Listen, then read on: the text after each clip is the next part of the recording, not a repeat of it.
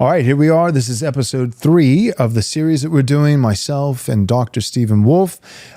Today, we are going to be talking about what is a nation. So if you haven't already seen the first 2 episodes, you can go back. We talk about Aristotle and in the first episode, among other things. And then the second episode, right before this one, is where we define Christian nationalism. But to properly understand that, we get into our topic today. What is a nation? Because a bunch of moderns, classical liberals, and especially here in America, have a very difficult time understanding what a nation is. Is it just a set of propositions? Anybody at any time can come in and salute and all of a sudden be a part of that nation, or is a nation something more? So here we are. All right, yeah. So the way I build the idea of Christian nationalism is I start with nation, and I discuss that, and then I go into nationalism. What would be nationalism? And then, or actually I go from nation then to what a Christian nation is, and then what would be nationalism, and what's Christian nationalism.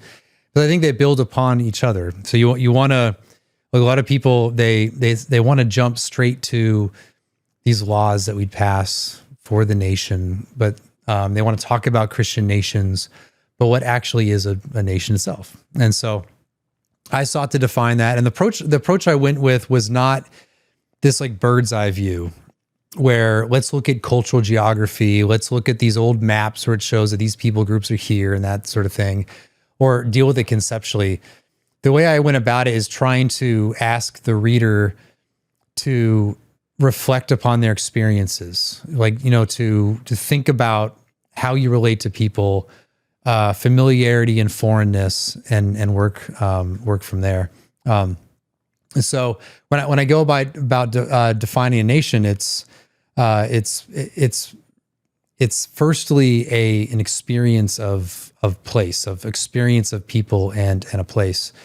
It's like I try to describe that in our world we bring to kind of bare material these relationships of things and places that we. Like even like a house can become a home by your experience with it. So you can be in a place where there's very similar houses, but you're only going to relate to that one place as home. And that's because you and your loved ones were in that house, did things together, and have made it a home by your activity and your love for one another. And when you extend that out into a community, you can think of a home ballpark, like a little league field that you hit your first home run or whatever, pitched your won the game by being a pitcher. You can think of your local school that you spent a lot of time with friends and teachers that you loved. And your love for these places extends because into them, it's almost as if they become part of who you are. Like yourself has extended into these places, and they're familiar. You have an intimate familiarity with them. So you have to think in terms of place, and then you can expand that out to your state and expand that out to your nation. And so you have this intimate connection to the place, but it's connected also with the people themselves. When I was probably about 10 years old, I hit my first home run, and actually my only home run, I have to admit, in Little League. And I'll never forget. I know exactly where it was, and my father went running out, and he found a kid, because the kids would run out, who were watching. They grabbed the ball, and like, oh, I got a ball.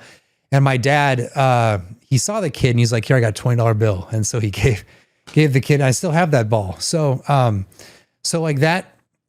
That place is a place of memory. That place is a place of memory for me. It's in Napa, California. Anyway, whenever I go there, I would experience that place as a place of love for that sort of act that my dad did for me. Real quick, yeah. When did your dad pass away? It was about 2 years ago. Yeah, a little over 2 years ago. He loved Trump, right? Oh yeah, yeah. You were telling me he had like a MAGA hat in every room of the house. Yeah. I mean, in 2016, when he won, the first person I called was my father, and he broke down crying, like it was crazy, and with happiness. But so yeah, he'd love to see Trump win again. Was your dad? Was he was he blue collar or was he an academic like you? Like, Yeah, would he, what kind of conversations would you guys have about your book? Would he be tracking with you? Would he agree with your political philosophy, your theology? Yeah. Broadly, yeah, he would agree. I mean, I attribute to him really my instincts for basically paleoconservatism. So he was a kind of a news junkie. And whenever we go on these trips, even like to baseball practice or to Yosemite on these hour-long trips, Right. he would play talk radio. And so we'd listen to talk radio. Rush Limbaugh, things like that. Yeah, it'd be like Rush Limbaugh. It was also a guy named Michael Savage was one we heard a lot just because of the time. He was a local guy back then, and then he became national. So we'd listen to those guys, and then during the commercial, he'd always turn it down. So I never listened to music as a kid. Right. Never, except my mom's like light 80s rock, which I didn't, pick up from her. But Right. but yeah, we listened to that, and he was a Pat Buchanan fan. Cool. Pat Buchanan voter. He bought me the first book I have from Pat Buchanan and other ones. So he's really the reason why. And so, I mean, to tie to that, I mean, my dad grew up poor, grew up in like a chicken coop. Like literally they lived in a chicken coop for several years, Wow. but then they built their own house and they called it the Wolfe Ranch, and it's still there. It's still the Wolfe Ranch in Napa County, California. But he became, I guess, a white collar guy later in life. Eventually he landed on the job. So I guess rags to riches sort of guy. Wow. But yeah, I guess the point Home. though is that Home is what we were saying. like and so the Wolfe Ranch to this day is a place where I'd go and play, and there's a pool and like there's this intimate connection with, and even the driveway. There was like a 200-yard driveway going up a hill. And even my relationship to that driveway is one of like a positive affection, because I would drive up and I'd be all excited, and they'd have like, peacocks running around. It was a very weird place. But it was a great place. So like through experience and through loved ones, you develop these affections, and it extends out. And it's also through time as well. Like, generations. So people in the United States have a connection to World War II, not because anyone here, very few people actually were part of that war, but they have loved ones who are part of it. We have connections to Vietnam. My wife's grandfather was in the Navy in the Korean War, and the Incheon landing, he was one of those boat landing craft drivers and was part of that invasion. So you have a connection of these great historical events through your loved ones, and that connects you to that place. It connects you, not only you to that place, but connects you to all the people who were a part of that same event. So that you and I mean, I don't know, your grandparents, whatever, but if they're in the wars, but like there's ways we can talk about it. Like my other grandfather was a bandsman in Honolulu. He played the trumpet for all the guys on R&R. So he was the guy playing the trumpet for all the dance bands. And he was training to jump into Tokyo before the bombs hit. But we all have these stories, and they connect us to the great events of our past. And they unite us in love. And someone who's new to a place, who doesn't have those historical connections, you can have the best intentions. You can want to be a part of that place as much as all your heart's desire is, I want to be an American, but you're from China or wherever you are. You still don't have that historical connection to the nation. It is very propositional. It's very conscious. It's very deliberate. Whereas people who have been raised up with those historical connections, that intergenerational connection to a nation, it's unconscious. Like you have this almost, like a subconscious love and delight in your people and place. And this would be true if I went to Hungary or if I went to China. I mean, I went to, a few months ago, I was in Italy, and I went to Hungary and I spoke in Hungary. And Italy felt very foreign to me, like, with the language, the customs, the way of life. And if I moved to Italy, I would feel out of place. I'd feel foreign. They were all, most people were very friendly and nice. And so I have nothing against them. There's no animosity or hostility, but it was foreign. When I went to Hungary, I actually felt I felt actually more closer to home, but it was still very foreign to me. And if I had moved there, I'd still be a foreigner. And because I have no historical connection, anything like that to them. And the same thing would be for like the United States. And we as a people have a connection to historical events. You can be be hospitable. You can receive people. You can be welcoming. But you welcome people into a nation in order to bring them into the life of the nation, so that their subsequent progeny would experience life. And in a way, they would, like, you wouldn't become fully American. Like, you could have a citizenship. You wouldn't become fully American until that second or third generation has integrated into the whole. Right. And I think that's just obviously true. Like, when people question me on this all the time, and it seems just obviously true that you're going to be attached to a piece of dirt on the ground more if your grandfather worked that land as a farmer than I would just walking outside and looking around. Like, if that Right. Wolfe Ranch means more to me, as even though it's really just dirt and some rose bushes and a cinder block house, it means more to me than any sort of grand mansion I could walk across, or observe. Right. Because of those family connections. So Do you anyway, guys still I just own think it? it's, what's that? Do you still own it? We do not. Man. That's a whole other story. It's very sad to me. There was attempts to do that, but no, unfortunately it was sold. Yeah, it's still there, and it still has if you drive by 3rd Avenue in Napa, California, you'll see a sign that's a metal, like almost like a cartoonish wolf that's on the side of the road in front of that driveway. And it says Wild Wolfe Ranch on it. And that's what my uncle made that, and it's still there. And there's stories of like their friends stealing it and all this stuff. Then they put it in like cement in the ground. So you can't take it. It's not going anywhere unless you get an angle grinder to it. But anyway, so yeah. So I think that conception of nation seems to me to be obvious. Right. And if someone I think there's something inhuman about not letting your love for your loved ones extend into the places that they've been. Right. And this is why when people come here and from Mexico or wherever, let's say Mexico, and it actually in a way makes sense that when the Mexican team shows up in soccer, that they would wave the Mexican flag. Yeah. Like, I don't think it's right, because we've welcomed them and they should deliberately choose to support the people that have received them. Mm-hmm. But there is still something natural about identifying with that place that your people came from. Right. And so I don't really fault them. Like, when people come here in mass and they go in communities, like there's in my area, there's these large Indian communities. And they congregate. They congregate together. Right. And that itself shows an like impulse. It's not a coincidence that, with the Haitian migrants, that a bunch of them ended up in the same town in Springfield. Yeah. And why wouldn't you? Yeah. In terms of, from their perspective, that makes perfect sense. Right. It's terrible for the town. Yeah. It's bad for the town. But for them, of it's course. bad policy Right. For our country.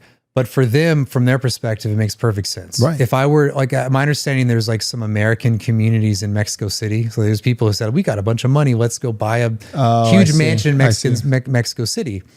And if I wouldn't, of course, do this, but if I had to do it for some reason, I'd probably go to the American district of Mexico City, speak the language, same customs. And not only that, they have the same history ancestrally that I do. They have the grandfathers in World War II. Right. Right. So, and this has been going on for a while. Like, things are crazier with immigration today than they've probably ever been. But like the idea of Chinatown, Little Italy, these different groups congregating in one centralized geographic region on American soil, because that's what we instinctively do. If I move to China, which God forbid, but if I, for whatever, what madness drove him there, but if I did, for whatever reason, this is things that some of my Christian brothers just can't, for whatever reason, they can't get or won't allow themselves to comprehend.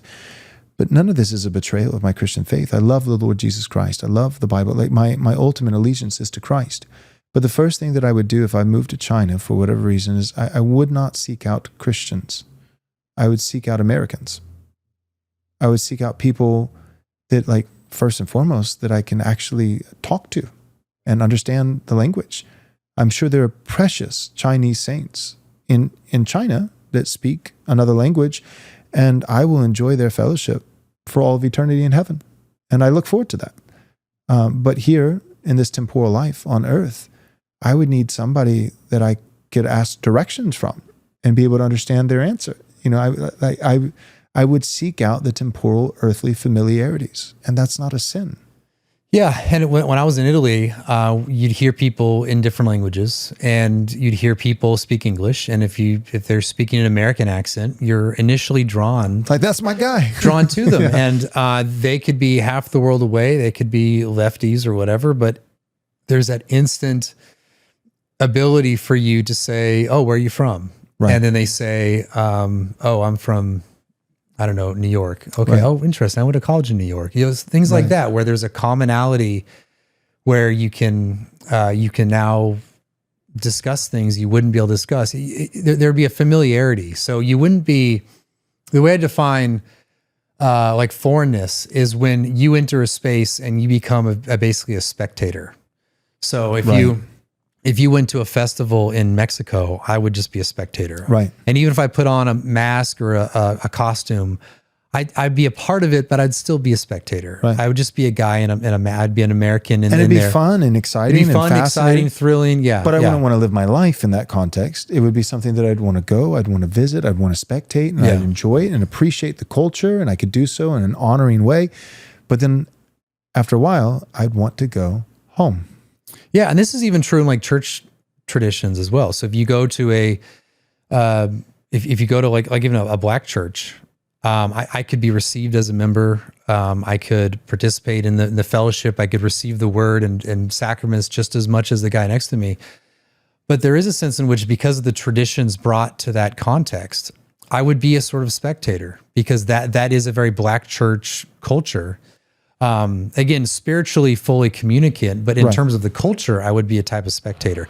Now, again, nothing wrong with that, but it just speaks to this, that there is a distinct, like, that's what foreignness is. It's you become a spectator. Well, and even after years and years and years of living in Italy, there's ways that you could come to adopt that culture. But I think you as the first generation you're always going to be a spectator. And it's even true for me. I mean, less in degree, but as a guy who grew up in California, who went to college and Army and decided, where are we going to move now? Wife, well, where should we go? And so we decided North Carolina. North Carolina is in the South. We love the South. We love Southern culture, but we're not Southerners. I don't like sweet tea. I'm sorry. I'm Californian, so I like non-sweetened tea, iced tea.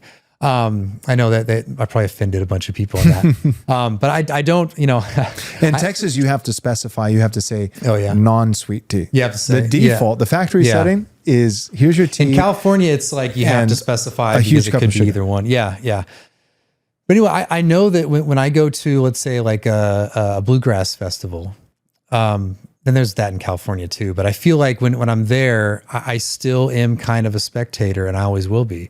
But in moving there, I try not to disrupt. I try to support everything that is uniquely Southern. And I want my grandkids to go to a bluegrass or some sort of country music thing, and they're participants. Right. I know that I never will be. Like I really, I have to realize that I'm not going to, but they can be that. And that's integration. I really hope someday that at least one of my grandkids has a Southern accent. Right. My kids will not. I can do it ironically, but I want someday that little grandkid to, wow me with the Southern accent. So anyway, that's kind of integration. Yeah. Like even from the theonomic perspective, on this issue, there is actually a lot of alignment. The theonomic, side of the aisle does begin to derail a little bit when it comes to propositions, and certain things can just be universal and imported as long as you are a professing Christian, you enter, a nation legally, whatever legal processes they have, and as long as you're not, you're going to contribute into work, and not expecting welfare or government handouts, then, you can go to any nation and be a part of it. However, I will say this, even for the theonomist, there is a general equity extraction principle where, the scripture that says that for those who, not the sojourner it was temporary. They were expected to eventually go back. But for those who really wanted to not only immigrate, but assimilate and become Israel, like a Ruth kind of situation. Like your people will be my people, your God, my God. Well, for one, even in the case of Ruth, there really is a leaving behind and a forsaking of those things that were past, those things that were familiar. She's giving them up. She's not coming to Israel to say, Moab. She's coming to Israel and saying, I'm done with Moab. Your God is my God. And not just, here's the problem, the theonomic guy can say, in some sense, it's half of Ruth. They would say, as long as you're able to say your God is my God, Jesus is Lord, then that's enough. But Ruth doesn't just say your God will be my God, but your people will be my people. Right. And their customs and their history and all these different things. So with that, back to this other text of scripture that says that in terms of like the full rights, especially when it came to the temple and worship and those kinds of the access to make certain sacrifices and certain temple rituals and customs, and you wouldn't be able to do that as somebody who immigrated to Israel until the third generation. And then the scripture etches out in the case of some nations, as a judgment to them because of something in the past and the way that they treated Israel in an immoral sense, as a judgment. There were some nations that it says like they wouldn't be able to be fully assimilated until the 10th generation. But my point is that even from a general equity standpoint, aside from natural law, even with special revelation, the argument seems clear. Whether you're coming from the side of the coin that is special revelation or natural revelation, either way, what seems obvious, as you said, I think that's a good way to say it, obvious. What seems obvious is that you can't move to a country and become that people in 15 minutes. That's just not a thing. And assimilation takes time, and also I don't think assimilation happens unless there are certain incentives. So like, to me, like it's a sign of, in many ways, being a defeated nation. When even in your elections, you have different languages on the ballot. Like, you might as well just say to the world, we're a joke. We've given up. Yeah. We're suicidal. Like, what in the world? Like, no. It should be in English. If you can't read the ballot, then you have no business voting. I mean, that's insane. But some of the not inventions, but incentives for assimilating, I think part of it is that I have to learn the language by necessity. I need to understand the customs and the culture by necessity. Otherwise, I'm completely isolated. But one of the things, in my mind, just practically speaking, one of the ways that incentivizes that is by mitigating immigration. If everyone can come all at once, then you never actually have to assimilate. You and your cousin and your grandma and 500,000 of your Haitian friends, you all come at once. You all go to the same place. You all stay right there. And you're not becoming Americans. You have actually no desire to become Americans. You just want to be Haitians in America, and take certain benefits for people who bled and died and fought and worked and sweated without paying any homage or respect at all. And that's, to me, that's just, that's a nation that's lost the will to live. Yeah. And a lot of people they'll come here for the economic benefits. And like you said, that their own, and a lot of times they are the lowest skilled people, because if you're leaving as a so-called economic migrant, it's because the country that you're in cannot hire you. You cannot get enough to live. And so you go to a place where you can do that. And a lot of these guys will make money and they'll send them back through remittance to the Mexico and Central America and South America. So you have a lot of guys coming who are interested in an economic system that the American people through generations have created, and essentially to exploit that system for your gain. Now, it makes rational sense for you to do that. Right. If I was living in a country that was very poor and I couldn't get a job, I would want to leave as well to go to a place that's prosperous. It's not sinister for the immigrant, but it can be, especially in the case of like nations like England. It's not sinister necessarily for the immigrant. It is sinister for the political leaders to allow it and almost orchestrate it against, especially in England, when it's like, a real case can be made that the English people never voted for that, never gave their consent to that, and have just been completely sold out by their leaders. In England, there's been like anti-immigration, not necessarily anti-immigrant, but immigration sentiment for a long time. And it's really been for them. For us, it started in the 1960s and 70s. It accelerated a lot. But for them, it only began about like 20, 30 years ago. It was a project of the Labour Party and then the Conservative Party as well in the late 90s, early 2000s. And so what they see today in England, which wasn't a very large country relative to the United States back then either, is just a huge influx of immigrants that have essentially taken over London. Yeah. And even to this day, like, and you can be thrown in jail for questioning that. Like you can be thrown in jail for saying that actually sexual assaults have increased because of the immigration. This is true for Germany. Now, some countries have said enough, like in Denmark and Finland, or not, Denmark and Netherlands. They've said basically enough is enough. Ireland's getting there. Ireland's kind of. It's incredible. Like Ireland, this shows how like the Western mind is so broken, because Ireland has the claim to being the victim for centuries, if not millennia. Right. They've had a reason to have a victim mentality, and also reason to say there is an ethnic Irish. Like we are a true ethnic group with actual borders on an island apart from and yet now they are calling themselves races as if they have some colonial. They didn't have any sort of colonies. Right. They have no reason to have a busted brain on this. Right. But it's infected the Irish to the point, and now they're receiving migrants and all the problems that come with that. It's sweeping throughout the Western world, and the Irish, the irrationality of the Irish situation is so obvious. But that same irrationality infects all of the West, particularly Germany, but also in France, surprisingly, even France, parts, Italy and other places, and of course the United States. So this is the post-war consensus mentality, but it's the United States to me.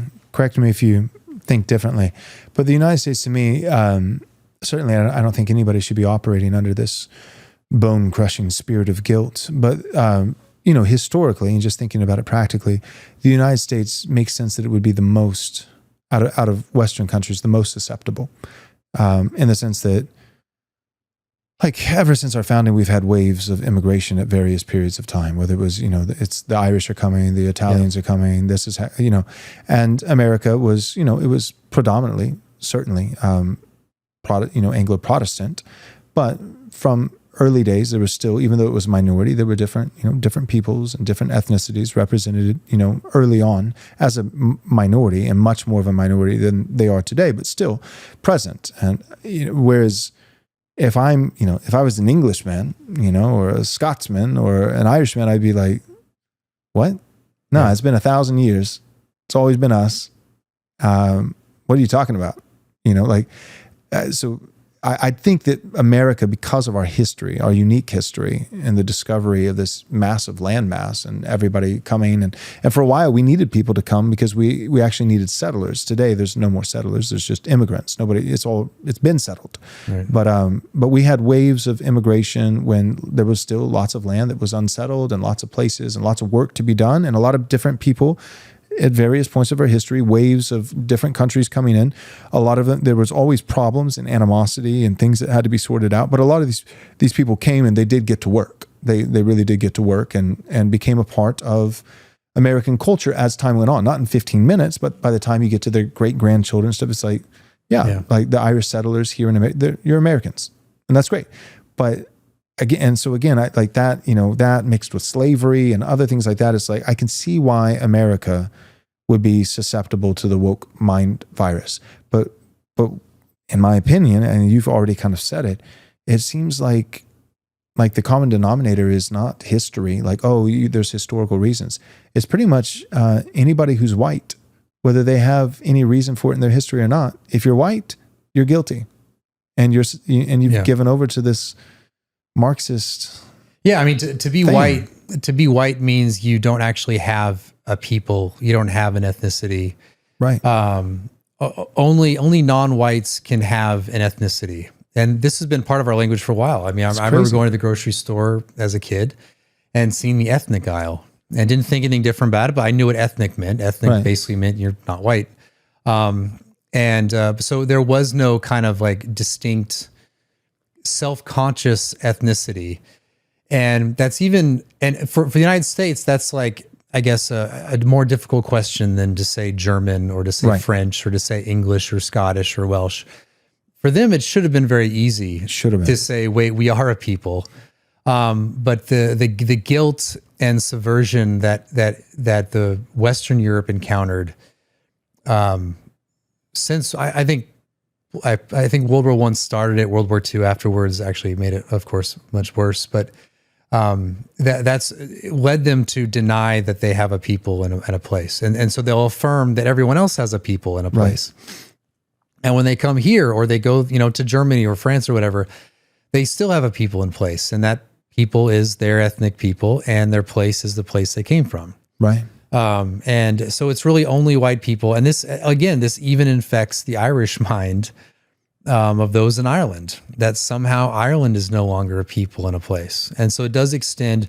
And I think what this means is that white people have adopted a type of universal man. Like this is, the left kind of has, a lot of leftists kind of say this as well. And I think in this case, I think the left-wing people are generally, or at least are onto something. And that is that we tend to think that we are kind of the universal people. And the way the left would frame it is that we demand them essentially white, make everyone else white. Like we're the norm and you guys have to become like us. So that's the way the left would critique it. The way I would critique it is it means you're the universal man, but you're actually, you're not bounded. You're not particular. You're you're the universal. And so you don't actually you can't actually claim a people and a place.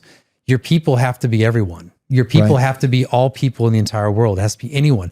So whereas like blacks can claim I'm black is beautiful. Hispanics can say, I'm Mexican, Mexico is beautiful, shake the flag, Mexican flag. White people cannot have a bounded people in place. And that's anywhere. And I don't mean white as like a racial category, as if I need to claim solidarity with the Russians or the Ukrainians or the Hungarians, but just any particular people that happen to be white cannot have a people in place. They have to be maximally open. They have to be maximally self-deprecating. And ultimately, they have to, in their minds, displace themselves so that they cannot have that. And so I think it's psychologically set up so that we'll have, it'll be national suicide. You're mentally prepared to be replaced.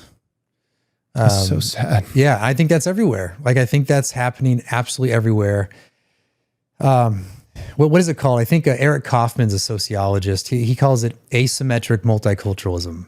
So if anyone watching, break that down. Type in asymmetric multiculturalism. Okay.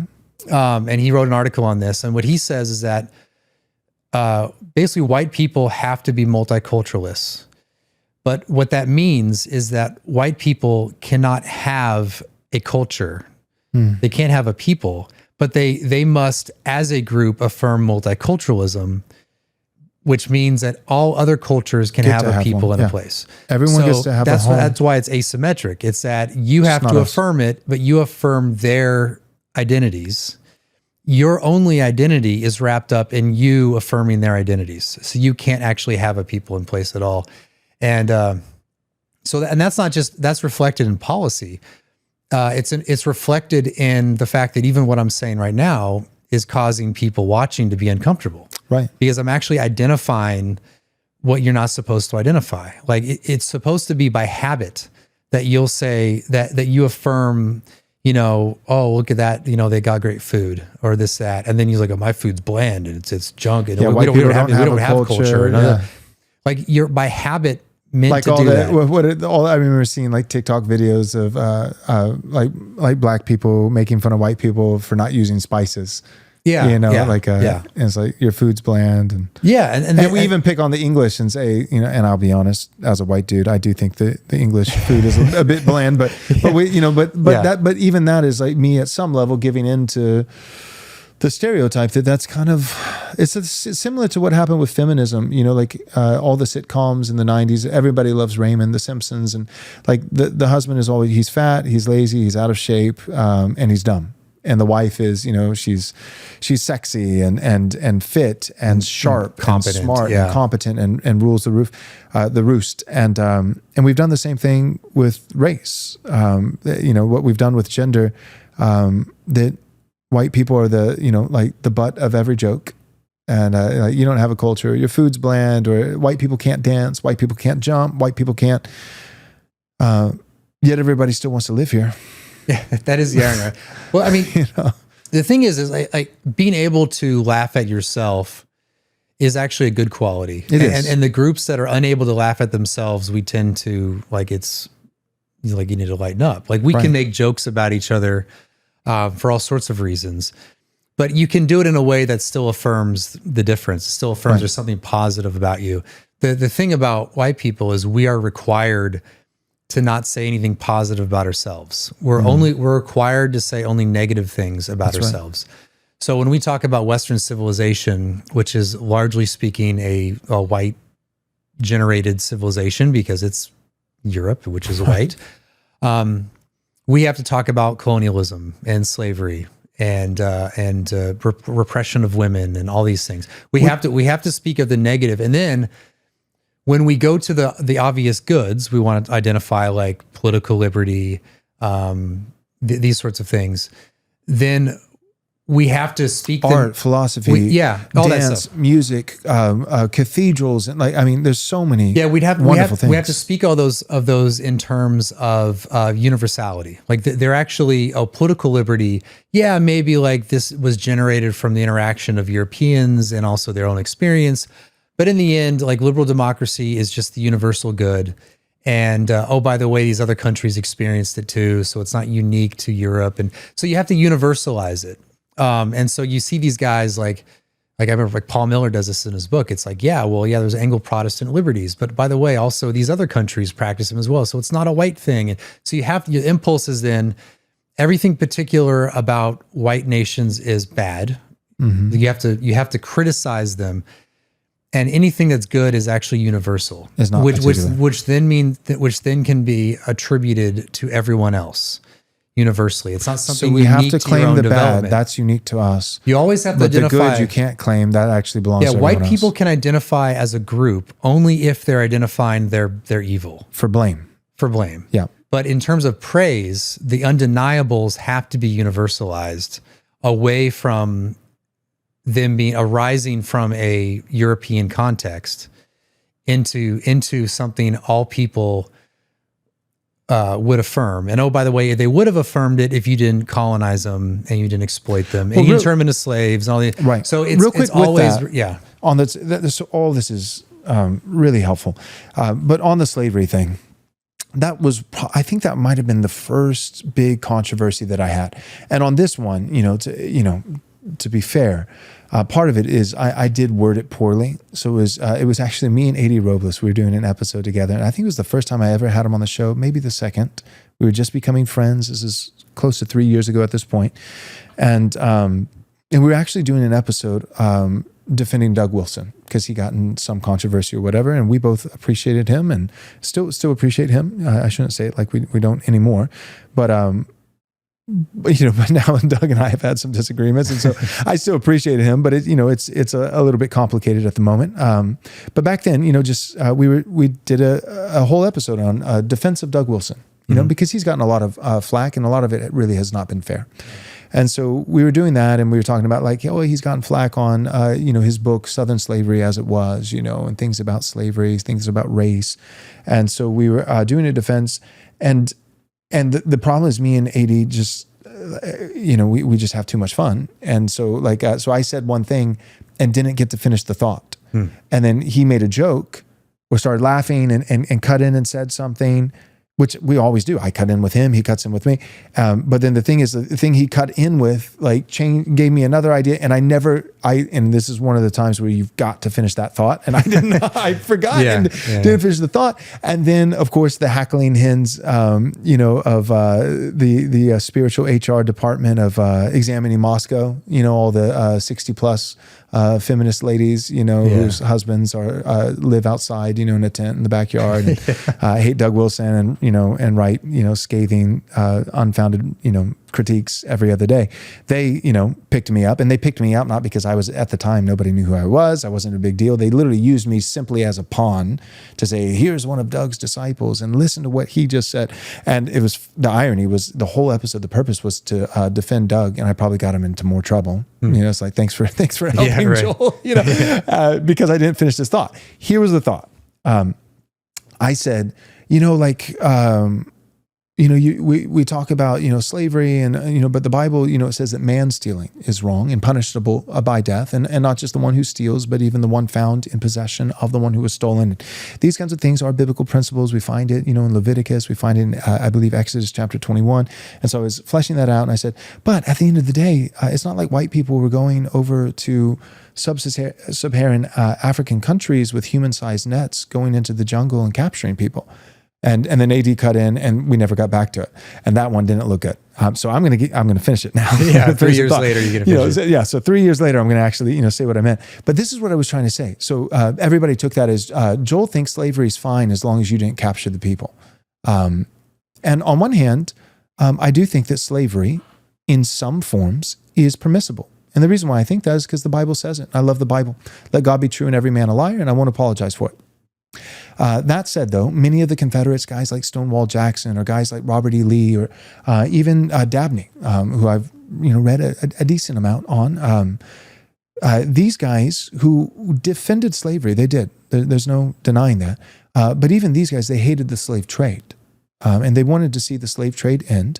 And these guys were better guys than many of the people, a part of the Union up north, because, they were saying, slavery needs to end today.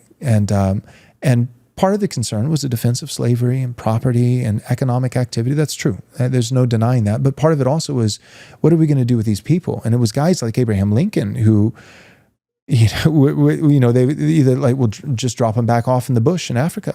Even if you accidentally, the ship goes the wrong direction, you take them to a whole nother nation. Who cares?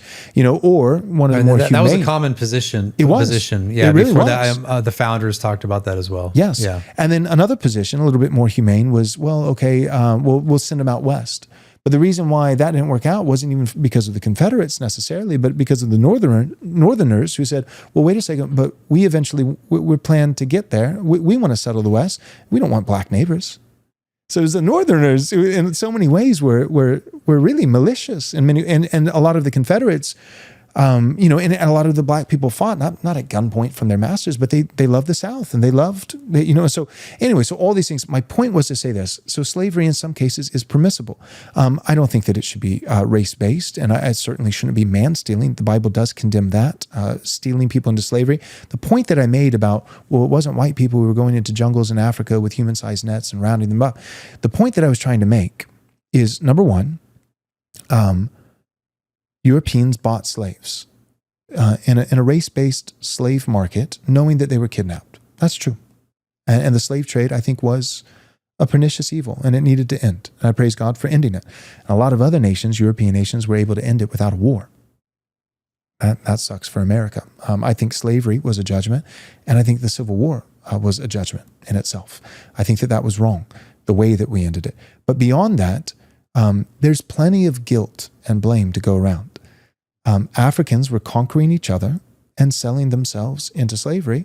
And when you look statistically, numerically, at the number of slaves, far more of them went to South America than ever came to the United States. And so my point in all that is to say, no, America is not absolved or immune to any critique that could be levied in terms of slavery or the slave trade or racism, which who even knows what that means anymore, but whatever. That's true. And there really is genuine failure and sin. My point, though, was to say that a lot of guys look at the West, especially in 2020 and 2021, the time that me and AD recorded that episode, and they would attribute that to the success of Western civilization. And they say, well, yeah, sure, you've been successful and prosperous and all this kind of stuff, but that's just because you exploited the rest of the world and enslaved them. And if that's the case, then what happened to South America? They had more slaves than we did. Yeah, yeah. How come America is so much richer? No. God blessed these United States, and he didn't do it because of slavery. He did it despite slavery. And that's my point, is to say, even for the critiques that can be levied with legitimate, history to back them up, like slavery, the point is the whole world at some point, virtually every nation on the planet has had slaves, and many of the practices far more inhumane, enslaving each other, capturing, man-stealing. Yeah. Africans were conquering and selling their own people and man-stealing. Europeans were aware of it and bought them, and there is guilt imputed for that. The slave trade needed to end. South Americans, though, they were doing it too and buying them at even larger numbers. All these things were going on. So if you think that the West, its secret sauce and its success is free labor through slavery, then you're an idiot. The whole world has had slaves, and many countries outside of the West far more guilty for it. The West, you have to account for the success of the West outside of oppression. That just doesn't have the explanatory power. That was my point. Yeah. And like you said, every nation, every continent has seen massive amounts of slavery. And I think it's been refuted like tons of times, that the idea that the reason why the United States was prosperous is because of slavery. Economically, I think that the economic powerhouse was more in the North. So if you want to say anything, it's because of the capitalists using cheap immigrant labor might be one reason. That's probably a better explanation. And just natural resources. Yeah, well, I think it's also I think the better explanation for why the West prospers is not geography. I mean, geography plays a part in it, but it's institution building. The fact that the West was able to develop systems of laws, customs, like importation, like customs and for like markets, and also technology. So you got the technology factor, and you have the institution factor that enabled you to do complex market transactions. Also with the technology to move goods from place to place. Certainly there was economic value in using slaves, but I think the predominant reason is, like you said, there's a commonality amongst all the countries, which is they all had slaves. Right. But the distinctive factor was the institutions and the technology. Mm-hmm. Like the which now, by the way, like the rest of the world is now relying upon. Like they're using they replicate Western institutions because they know those are more effective at creating good economic outcomes. Right. And then they use the technology that the West has developed. Then they, can develop it on their own as well. But primarily it's because of Western development that the rest of the world is prosperous. Right. So essentially every time someone leaves poverty and enters into the middle class in, say, India or China, it's because of the Western civilization. Mm-hmm. And yet, all this back to our main theme of what is a nation, it's like this, it's this weird dynamic. It's like the Superman, of like everyone at some level has an expectation and is reliant upon him, needs him. Except in this scenario, everyone needs Superman, recognizes the sense of his unique contributions, and simultaneously hates him. Yeah. Yeah, it's like we're the most racist country on earth, and yet everyone wants to come here, right? It doesn't make any sense at all. If people are rational, if they are rational and they're choosing to come here, then the conclusion is that we're actually not what the left and we tell ourselves. Right. It's just not the case. And it's so obvious on its face that here's my suspicion. I can't explain it. I've thought about this several times. I can't explain that phenomenon of everyone wants to be here.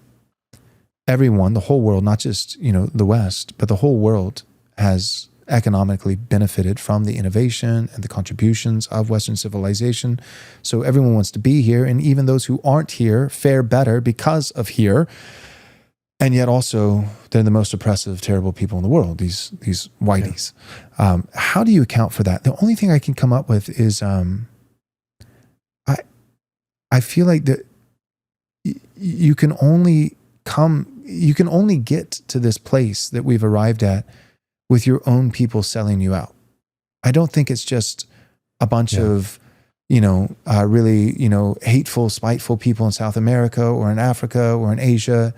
I feel like white people, not all of them, not even a general populace, but elites, leaders, leading white Western civilization people, politicians or corporations, at some point, maybe it was slowly, maybe it was calculated, maybe it was organic, but at some point, elites in Western nations had to consciously make that choice to sell out their own people and to hate their own people in order to somehow use that guilt for the GDP to go up, to get cheaper labor, or somehow, some way, with some incentive. I don't think it's just the rest of the world finally got tired of all those whites and their oppression. Like, because there was a time, I remember even as a kid, watching news stories and where a lot of the world loved us. Like even the rest of the world learned American hatred from America, I feel like, in some sense. And then it's like, well, then where did Americans get hatred for themselves? And to me, I can't get away from it. Like, I think it had to have been our leaders. What do you think? Yeah. Man, this is the hardest thing to understand. I think, after World War II, there was a change in mentality happened in the 70s and among conservative circles. It happened in the 80s. I think that there's something to do with the Cold War as well. And that the strongest conservatives, I guess they weren't the most right-wing people, but they were on that edge, would differentiate the West from the communists. And the West was freedom, economic opportunity, individual self-determination, whereas communism was highly collectivistic, it was statist and controlling. And so there is that, and that allowed, I think, this mentality that was expressed in the 80s by someone like Ronald Reagan, who would then say that, bring the huddled masses if they come here to work hard, just like the Pilgrims, to fight and obtain their freedom, then we want them. And so then he retells, actually, recrafts the myth of the Pilgrims. Like this was one of his big things. The Pilgrims came and they were freeing oppression and they just wanted a better life and economic opportunity. It's a shining city on a hill, and that's what we can become. And he framed it in terms of like industrial production, like GDP. Right. And so if someone comes here and they want to contribute to our well-being in terms of material well-being, then come on, let them bring. So there was no sense of like common culture, common heritage. As long as you make us, if you want to come here and make us richer, that's fine. And we don't care if you like apple pie. We don't care if you like George Washington or a history or anything like that. Yeah. So he basically retold and refashioned that sort of myth of like the first founding of America with the colonies settling and that to this day, that is what we deal with. So when you talk to someone who is 40 or older, 45, maybe 50 or older, they grew up and they're conservative. They grew up with that mentality. So when you get an argument with an older person on the idea of ethnicity, the idea of American identity, you're arguing with Fox News. You're arguing with Ronald Reagan mediated through Fox News, decades of socialization through TV. And you're probably not going to win that argument unless they were listening to Pat Buchanan in the early 90s and some other guys, and they followed that. If they had not, that's their conservative approach, and so that's what you're up against. But now what we have is people who are younger, like 40, 45 and younger, and they did not experience that. They did not grow up watching Fox News or talk radio. Their alternative media is online, so now they're able to access another narrative of American history, which is far more well, it's actually true. What Reagan actually said, most of what he said was false on the Pilgrims anyway. He also conflated the Puritans and Pilgrims, but that doesn't matter. It's too academic. But yeah, these younger people are able to now receive a different narrative of American identity. And so what's people like you and I are part of that now. It's what's like, Joel Berry's excuse then? Is he secretly like 65 years old and he just I think physically hasn't aged? No, he's I'm like, every time I see him tweet, exactly, I'm like, you're too young to be this silly. I think it's probably lingering dispensationalism is one of those causes. That he loves him some Israel. Yeah. So and it tends to go, one goes with the other. So Right. if you have a theological connection to Israel, I mean, it's one thing to consider Israel a geopolitical entity in a world of states, and like that's a different question. Like in that sense, I'm actually a supporter of Israel as a geopolitical entity in the Middle East. Not a comfortable supporter, I'll say, but I don't have any theological love for Israel. Right. But people have this theological love for Israel through dispensationalism and some of the hangovers from that. And that also tends to coincide with the propositional notion of America. Now, there's really no logical connection to those two things. But they always come as a pair. Those come as a pair. Yeah. And for whatever reason, that's the fact. But yeah, it is like what we have to then combat is this notion that there never was American identity. There never was an American ethnos. There was always multicultural, designed that way from the beginning. We have to push back because that's all false. It's all false. You read the founders on immigration, on Protestantism, on the importance of having a similar culture to maintain American order to liberty. They all affirmed that immigration can actually destroy this country because you import people of different customs, different conceptions of liberty, different economic understanding, different, so with all of that, you can actually destroy. And I mean, we're probably past time for this episode. I could keep going on and on about that. Well, finish the thought. But we have to go. Well, for the first thing is that it's what we experience now in a multicultural society is something that wars against human nature. It wars against the human good as a political community. You cannot have a cohesive political community in which a large portion of those people in heart live somewhere else. Right. If you live here and your heart is for Mexico, or your heart is for Israel, or your heart is for, I don't know, Germany, it doesn't matter. Right. That's great that you have a heart for a place. That's like I don't have any problem with that. And let your heart be sync up with your home. Go back. Right. Yeah. Or either go back or cut ties. Right. There's no dual loyalty. You're here That's right. and you're an American and you are seeking to integrate as an American, historically speaking. We cannot function as a society in which increasingly, this is my fear, is my kids and grandkids and great grandkids will live in a society in which they are from here. This is their home. They have nowhere else to go. Right. But they'll be surrounded by people who all have someplace else to go. They're all from somewhere else in heart, not just ancestral. We're all derivative in some sense, but they have their heart's somewhere else. And then you try to fashion and hold together a political community. And then, by the way, who are from here, who have nowhere else to go, are like the enemy. You're the villain of the story. All of the problems of the people who are from somewhere else fall down on you. And now you're the minority. So instead of the majority, right. You're the minority, you're the villain, and you're surrounded by people who have no or very limited ancestral connection to the place that they live, whose heart is elsewhere. Talk about an experiment in liberty. Right. I mean, that is far beyond the experiment of liberty from the founding. And that's where we're going. That scares me for my love, my yet to be borns, Right. Grandchildren.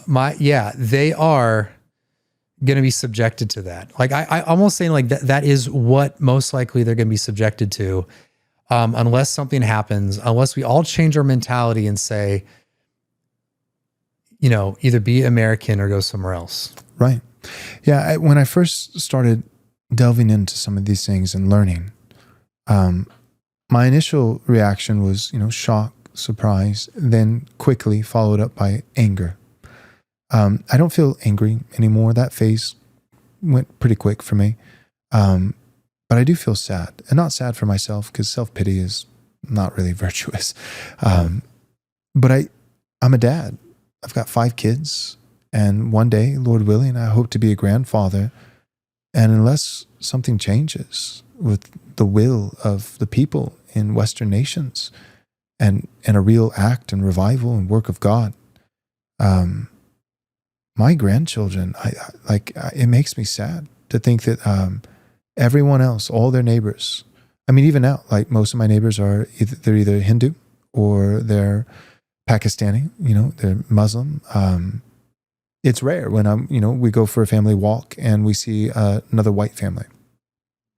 And when I think of that, and that's today, 2024, when I think of my grandchildren, in their mid-20s or early 30s, having kids and buying their first home, and I think of, if this trajectory continues, they'll be surrounded by all their neighbors having this place as theirs and another place where their heart is, home somewhere else. And my grandchildren have nothing. They don't have anywhere else to go. They don't have another home. This was the only home they ever had. They're a minority in their own home that their fathers actually built, and they're a minority and have no say. So they can't leave, but they also can't really stay, not within. And it's just, it's one, at first you're like, oh man, we should be angry. At this point, I'm just sad. And I just hope, one of my prayers is I just hope that Westerners will listen and wake up and stop hating their future grandchildren. Don't hate your kids, and don't hate your fathers. It's literally, it's a hatred of your fathers, and it's like despising of the past and despairing for the future. Whereas the only way that we can move forward is honor for the past and hope for the future. Honor the past, hope for the future, versus despising the past and despairing of the future. And but if we continue to believe all these lies that have been said about, all the founders were terrible, oppressive people, and this, that, and the other, like every nation has that history. Every nation can look back to the 1800s and find political leaders in their nation that were 10 times worse than George Washington or anything like that. And yet other people don't hate their nation. They love their nation. They're proud of it. They're proud of it because it's theirs. And we're the only ones who actually have a better history, a more moral history, and yet somehow are just completely ashamed. And so, it's not viable. I think going forward, I emphasize the psychological aspect of it a lot. And I think what people need to do, and there is a pitfall on the side of this, but I think there's a habit of the mind that when you and I talk about this, we can talk about it very comfortably because we've essentially desensitized ourselves to what we're socialized into, which is to avoid these kind of conversations. Right. Like the idea of talking about white people and saying something good about them feels uncomfortable to people. Mm-hmm. Psychologically, they say, wait a second, stop. It's in your mind. You feel like it's like when a lot of people, if they talk about stuff like this over just you and your spouse, and you talk about this, you're in your own kitchen by yourself and you start talking quietly. You're looking over your shoulder. There's no one in the room but you. Right. You know that, but you start talking quietly. Well, I'll tell you why. Because your wife might call the elders. Well, yeah, yeah, that's true. And turn you in for church discipline. Yeah, but barring that though, you're both on the same page. There still is that tendency to do that. Right. And whenever you have that tendency to do that, you need to check yourself and do a self-assessment and criticize your own habits of your mind and get rid of that stuff. And that includes all the, because it's not until you get freed from that habit of the mind that's not the call of conscience to go towards what is good. That is your mind having been shaped by socialization to not think in certain ways. Right. By the way, to not think in ways that everyone else but you can actually think and say and do anything they want and self-affirm. So you have to get in that habit, and it's something that I I discovered probably about like 15 years ago, and it was a slow process of being able to desensitize yourself from these kind of conversations or these kind of thoughts. The only thing is, and I would warn people, is there is something that can arise from that. If you start hating other groups, if you start degrading, like if you start preference degrading for your people, own does not necessitate hatred of others. Yeah, and I don't mean hatred is like as a left-wing term, like literal animosity as a group, where you'd go so far as again, a left-wing term, but it's appropriate, dehumanize. So if you're like, don't, you know, you see memes going around of like blacks being like monkeys or something like that. Like, that's bad. If there is racism, that's racism. So that's where you've desensitized your conscience. Like that's gone too far. That's not desensitizing, that's searing. You've seared your conscience. Yeah, right. So there is that, but in everything that's good, there's always a possibility of abuse. Yeah. So always, so don't put up a guardrail that makes you nationally suicidal, or makes you self-degrading, or self-demeaning. Don't like take that away, but retain that natural guardrail, which is to prevent you from sin. But at this point, there's actually, I would say we're psychologically engineered to sin against ourselves. Yes. And you need to clear that sin out of your mind without going too far and jumping into sin itself. Well said. Very well said. So next episode, so did you ever watch the movie Inception, Leonardo DiCaprio? Yeah. So Dream Within a Dream. Sometimes with these long form conversations with our special show that's multiple parts, sometimes you have to do a series within a series. And so this is what I'm thinking is, this is episode 3 now, and we're answering the question, what is a nation? Or at least trying to. That's our goal. And so I'm thinking, this is a 10-part series at large. And I'm thinking series, mini series within the series. I think we need a 2-parter on what is a nation. Okay. So, yeah. So what we've hit so far is, and it's not like we didn't cover any ground. I think this is gold. This was a great episode. I hope our listeners have enjoyed it. But if I was to recap, I think what we've hit, big picture so far in this first episode of What is a Nation, the series within a series, is home and history. That's integral to a nationhood. And so what I would like to do in the next episode is, again, like kind of a part 2 on what is a nation. And I have 6 components, all start with the letter L. And I got these from my friend Michael Belch, who sent you actually a part of his rough draft with the book, and might get a blurb from you. We'll get a blurb. We'll get a blurb. Great. Get a blurb. Get an endorsement for that. But he's going to be publishing it soon, either with us, with Right Response, or we might publish through New Christendom Press, and they've expressed interest. But his whole book, you wrote The Case for Christian Nationalism, and his is called The Biblical Case for Nations. Yeah. But it's basically answering that question, what is a nation?